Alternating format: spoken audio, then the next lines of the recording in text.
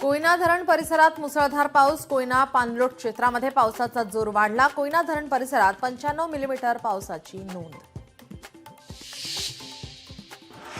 जळगावच्या गिरणा नदीवरील बांभोरी पुलाची दुरावस्था. बांभोरी पुलाच्या संरक्षण भिंतीला तडे. बांभोरी पुलाच्या दुरुस्तीकडे आता प्रशासनाचं दुर्लक्ष. कल्याण डोंबिवलीमध्ये मुसळधार पाऊस. पावसाच्या पार्श्वभूमीवर केडीएमसी अलर्ट मोडवर. कोल्हापूर जिल्ह्यात मुसळधार पावसाची हजेरी. पावसामुळे पंचगंगा नदीवरील राजाराम बंधाऱ्याची पाणी पातळी वाढली. कर्वेनगर येथील उड्डाणपुलाला तडे. 2 पुलांना जोडणाऱ्या उड्डाणपुलाला तडे. 14 वर्षातच पुलाला तडे गेल्याचं निदर्शनास.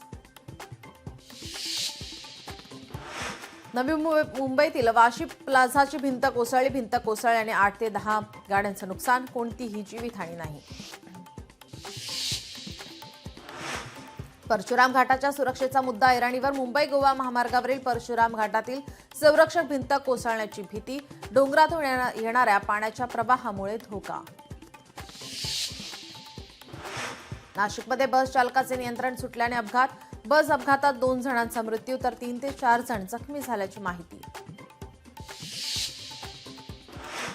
लखनौ विमानतळावर विमानाचा मोठा अपघात टळला. सौदी अरेबियाहून येणाऱ्या विमानात बिघाड. विमानाच्या चाकांमध्ये आग लागली.